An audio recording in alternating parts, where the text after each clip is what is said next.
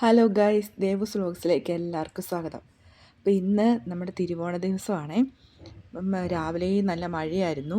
ഇപ്പം കുറച്ച് മഴ കുറഞ്ഞിട്ടുണ്ട്.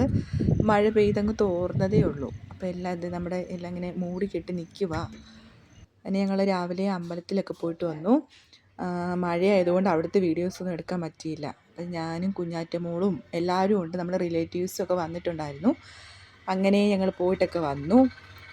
പിന്നെ രാവിലെ അപ്പോൾ കഴിക്കാനായിട്ട് നമുക്ക് ഇടിയപ്പവും വെജിറ്റബിൾ കറിയായിരുന്നു. അപ്പോൾ അതൊക്കെ കൂട്ടി ഇങ്ങനെ എല്ലാവരും കഴിച്ചു. പിന്നെ ഒരു മഴയായതുകൊണ്ട് അകത്തായിരുന്നു, ചെറിയൊരു അത്തപ്പൂവ് ഉണ്ടായിരുന്നു.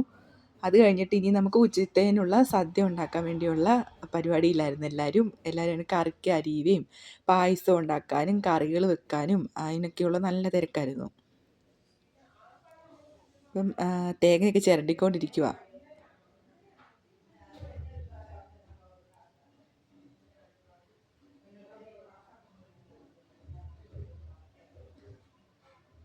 ഇത് നമ്മുടെ പച്ചടി വെക്കാൻ വേണ്ടിയുള്ളതായിരുന്നേ. അങ്ങനെ പച്ചടി ആയിട്ടുണ്ട്.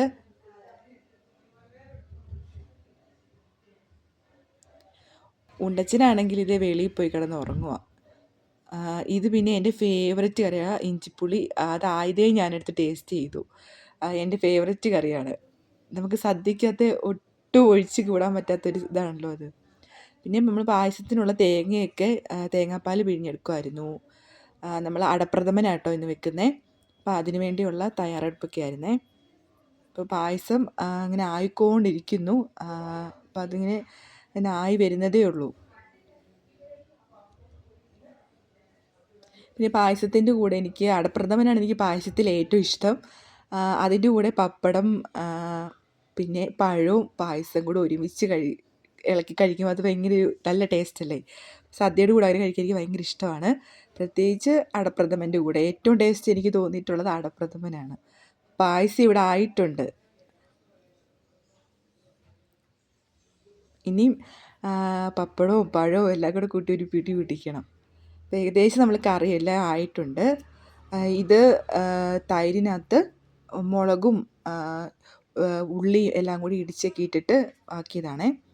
പിന്നെ നമ്മുടെ പച്ചടി, കാവറുത്തത്, സാമ്പാർ, പിന്നെ അച്ചാർ, അങ്ങനെ കുറേ കറി ഉണ്ടായിരുന്നു. നമ്മൾ 2 ദിവസമായിട്ടാണ് കേട്ടോ ആഘോഷിക്കുന്നത്. ഇന്ന് തിരുവോണത്തിൻ്റെ അന്നും വെക്കും, പിറ്റേന്നും, അങ്ങനെ 2 ആയിട്ട്. അപ്പം കുറച്ച് കറി ഇന്ന് വെക്കും, പിറ്റേന്ന് അടുത്ത കറി നാളെ വെക്കും. അപ്പോൾ 2 സദ്യ നമ്മൾ ഉണ്ടാക്കാറുണ്ടേ, പണ്ട് തൊട്ടേ അങ്ങനെയാണ്. ഇത് പായസം അത് റെഡി ആയിട്ടുണ്ട്. ഇപ്പോൾ കാണുമ്പോൾ തന്നെ കൊതി വരും.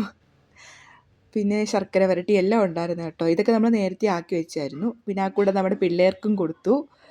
അങ്ങനെ അന്നത്തെ ഓണം സൂപ്പറായിരുന്നു. അപ്പോൾ നമുക്ക് അടുത്ത വീഡിയോയിൽ കാണാം. എല്ലാവർക്കും ഹാപ്പി ഓണം.